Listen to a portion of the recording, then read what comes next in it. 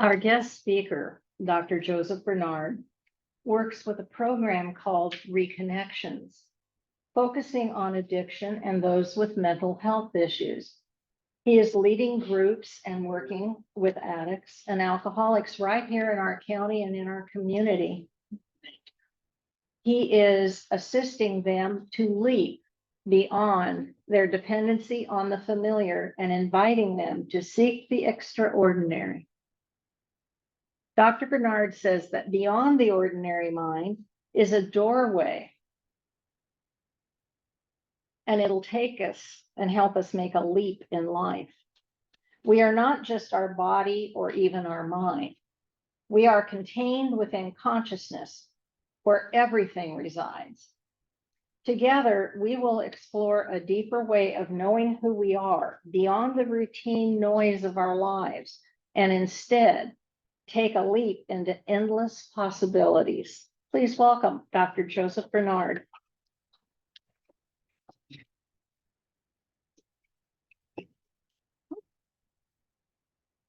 That was awesome. I was thinking of that song. If we could, everybody sees this, all these wonderful things in us. If we could just turn in the mirror and see those wonderful things in us, that would be a great start, wouldn't it? So I was thinking about this talk for the last couple of days, and even this morning I was changing my notes. How can I really want to invite people to make shifts from places that they're stuck in, or from the old patterns that we're stuck in. What, 50, 60,000 thoughts a day? And I've mentioned this a number of times, and it's the next day we have the same thoughts, 90% of them. So that easily explains why you get stuck, because the same mind is running us, even though we have intention, and yet we play the same story in our own head over and over again. So I'd like to invite you to figure out, how can you shift out of that? And one of the things that I think is really, really important is learn to trust your inner sense of things. Learn to trust your intuition. Learn to trust the inner guidance that's always there if we just listen. It's simply always there if we listen. But we don't. We get busy. We're on this, same thought from this yesterday. We're just living that life all the time. And unless we really learn to listen, we don't know what the next step is for us. We don't know what direction to leap, because it's too familiar. Does that make sense? I just want to share the story because it's really interesting about trusting your instincts. So Deepak Chopra was in Egypt, and he was visiting some sites there with his daughter, and he had to fly back to the United States, but he had to fly through Saudi Arabia. And they got to Saudi Arabia, and it was a big holy Muslim situation going on there. So there were no flights in and out. They were stuck there, and they were saying, well, you're not going to get on any plane today. We're too busy using the airlines for all of our things. And he was with his daughter, and his daughter said, what are you thinking? He said, I'm thinking of mushroom omelets. And she said, what?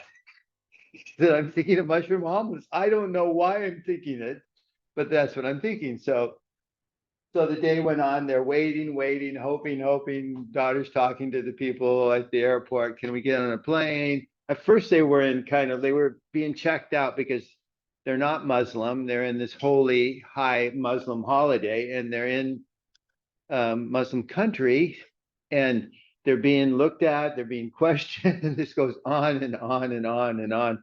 And his daughter said, "What do you think?" I'm still thinking of mushroom omelets. I don't know why. So finally they get on the plane, and they're heading towards I don't think it was directly the United States, but they're getting on the plane, and they're first class because he's only written 100 books, so he's got enough money to afford it. They get on the plane, and they sit down, and the stewardess comes up, and she said, would you like So a mushroom omelet.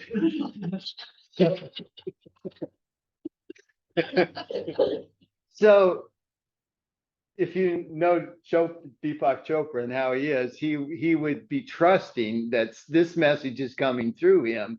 He has no idea what it's about, but he's trusting it. Do any of you guys get messages like that you pay attention to, or do you ignore them? What do you think? Generally, you pay attention to them? Yes, good. I'm encouraging you to do that. Not that you all need mushroom omelets, but you need the possibilities that you know inside that exist. And even though they may not make sense to the rational mind and they may not make sense to the thoughts that you have every day, that's okay. It's probably really good that they don't make sense to the thoughts that you have every day. So you listen. There are greater forces than that we just forget all that we are. I think of us as unlimited beings in this human form. We have a connection with all creation. The consciousness that flows through us flows through the greatest minds in the world. It flows through the divine. It flows through the creative force of the universe. All that flows through us at the same time. So to say that you don't know would be that you're not paying attention. You're not listening. And that's okay. But you're missing out if you're not. You can't make a leap into a new part of life. You can't create something unless you really are paying attention. I mean, you can create the same stuff over and over again, which isn't bad, but there's really exception beyond that. I like to think of doorways as one is intuition. So when you really tune in to what's the inner messages, that really is powerful.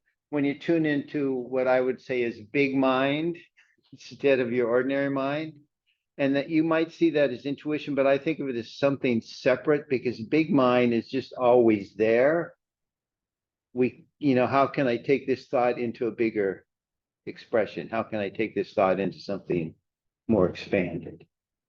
Does that make sense? Yeah. I think of the breath as a really powerful doorway. Let's do a breathing practice just for a moment, and then I'll give you an experience of that. So this breath is just a really shallow breath. So what you're going to do, you're going to inhale and exhale rather quickly. And I'm going to guide you. So it's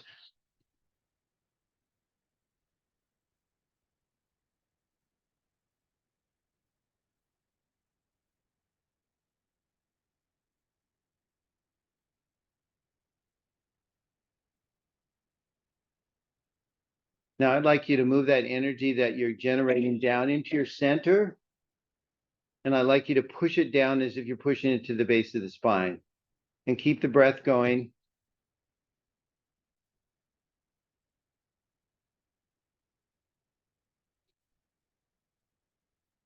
Now push the energy into your center and hold it.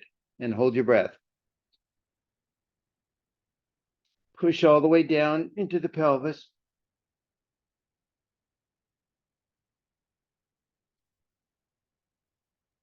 And release.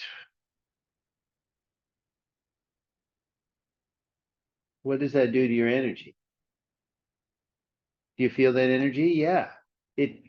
Even though you're pushing down in the pelvis, it'll take it up the spine. Yeah, it'll come right out of the top of your head. So when you get stuck, do something breath-wise to move some energy. And really, energy is the truth. If there's energy there, do it. If there's no energy there, don't do it. I mean, as for when you're thinking about what you want to create, is there energy there for me to do that? Am I alive when I do that? Or do I go, I don't know. If you don't know, you need to get clear about that, and then follow that energy when you do know it, because the energy will be there. So the breath, the energy, I like to think of joy as a key here. That if your joy is equal to energy in some ways, you can't have a lot of energy in a bummed out state, right? I was working with a client recently, and he'd come into our office. He was talking to some people in the waiting room, and he literally stunk up the whole place. And it was because his negativity was so bad that everybody in the building could feel it. And he went to the person he's going to see, and I could say, "Oh my!" I said to her, "You're going to see this guy?" And she said, "Yeah." Okay, so she went and she saw him, and she came out, and she's really short, but she looks shorter after. And then I was thinking about it, and I said to her the next week, I said, "Let me see the guy, because his energy was really bad, and he needs to know that, and we'll help him." So she introduced me to him, and I saw him as a client. And I said, when you were here the other day and talking to those two people, he said, "Yeah." I said, "You were stinking up the whole place." And he said, I I know that. He said, "When I get like that, I can't stop." So at least one, he's aware enough to know. Two is that he's going, "I need help to stop." So when you have an opening like that as a therapist, you drive a truck into that opening and park it there and go, "I'm going to help this guy." And the first session we had a really good session. He left smiling and energetic. So the key about that is, for this guy, he knew it wasn't okay, but he didn't know how to do anything else. He was in the midst of it. And the two people, was a guy and his son, were there. I don't know whether they were there. Maybe the son got into trouble or something with drugs or alcohol. And so he was just telling them an awful story about his life. And they didn't need to, they didn't need to be, I mean, it was torturing them. I could see them, both their eyes were dazed over. And um, it it's just really sad when people go off in different directions. So this morning I was actually up writing a report to his PO for his court hearing this week. And he also got kicked out of the group the previous week, because he was telling lies about the group leader before the group started. So when you get in this, so I will confront him about that. I already have to some degree. So once somebody sees something, once there's awareness, you can change. If you don't see it, if somebody doesn't invite you to see something, then you're stuck. And you have the capacity to see all that yourself. And my goal with him is to help him to become more aware. Because what he's playing out is probably the whole story of his life, his family, and all that. He's been in prison. There's all these things going on there. So let's figure out, where are we stuck? Not that we have stinking thinking, but maybe at times we do. I don't know. But where are we stuck? What's keeping us from leaping into a higher level of our expression? So I'm going to lead you in a little practice now, not the breathing practice, but more of a meditation, okay? So just make yourself comfortable. Thank you. What I'd like you to be aware of is, of course, your breath first. So I'd like you to feel the body expand with the breath in.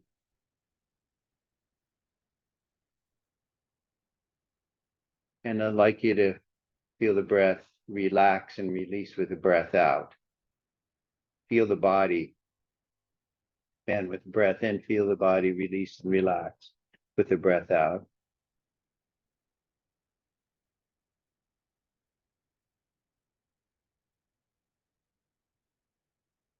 Well, while we're doing this, I'd like you to be open to any messages you might get, any intuition, any sense of something, even a body sensation. The sensing mind is present. So sense yourself in the chair right now. Feel your back against the upper part of the chair. feel your sitting part of your body on the base of the chair. Feel your feet against the floor. When you're in that mind, that's the sensing mind. It is fully present. Feeling the body expand, feeling yourself in your body. I'd like you to just tune in first to what brings you joy. And feel your body, again, sensing present. Your sensation might hear the cars go by every once in a while or the air circulating in the room. But what brings you joy?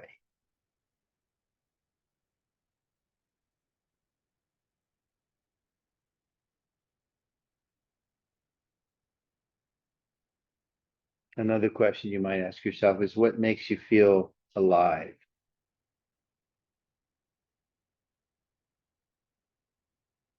Again, you're in your body, you're breathing, you're present, you're in the present mind, the sensing mind.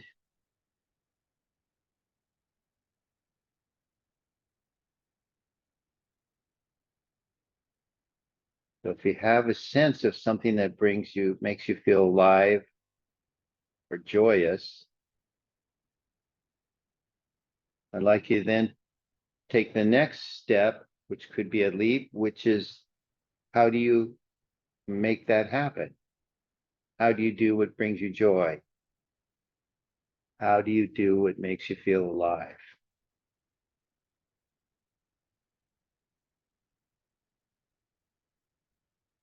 All of us have old patterns. What if you just took a leap out of that old pattern?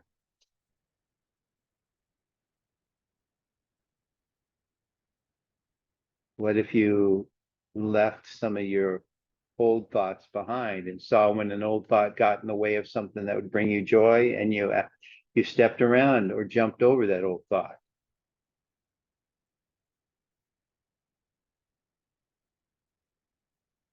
What happens if you're ready to go do something that feels fully alive and energetic and your mind gets in and says, I don't know if I can do this or whatever? What happens if you just leaped over that or walked around it or changed your thought?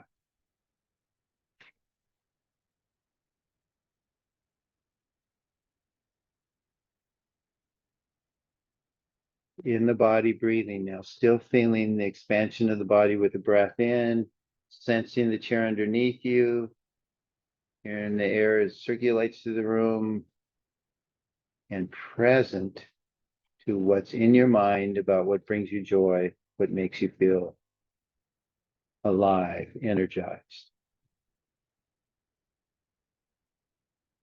Let's go one step further. Let's imagine that you're now in the midst of that joy.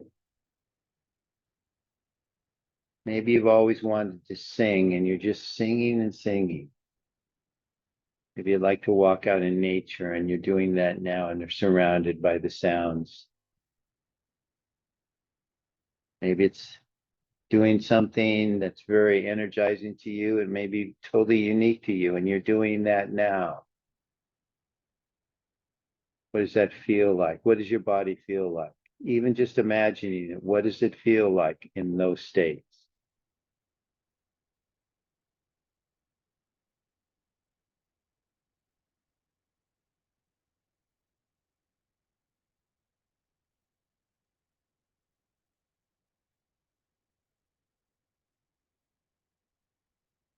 Infinite being in a human form.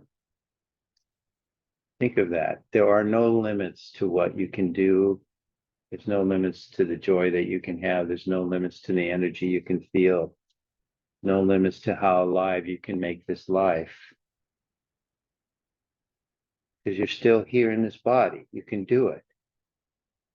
Maybe not do some things that maybe you won't climb Mount Everest next week.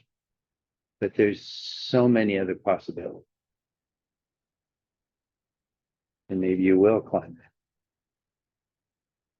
it. It's all within you to take the leap, to go exploring, to find out what matters, It's more the joy and the energy than it is the purpose or the intention. The joy and the energy are direct feedback that you're on the right track.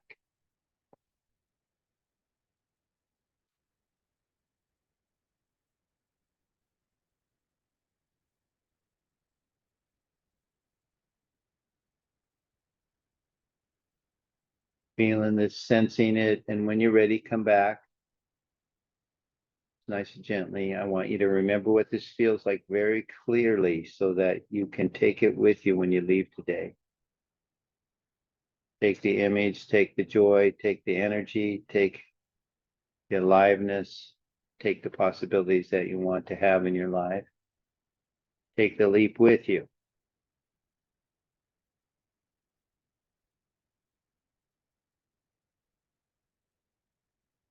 Back gently now.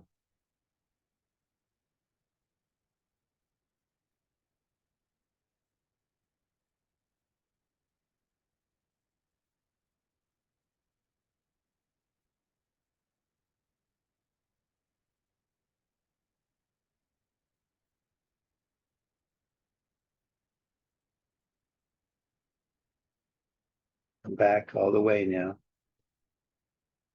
Remembering what this felt like, what it feels like.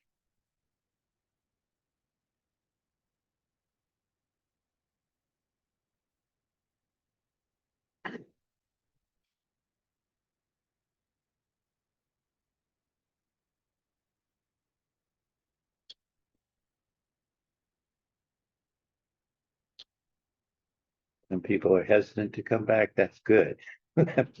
You see something that's really alive. And you want to go there now.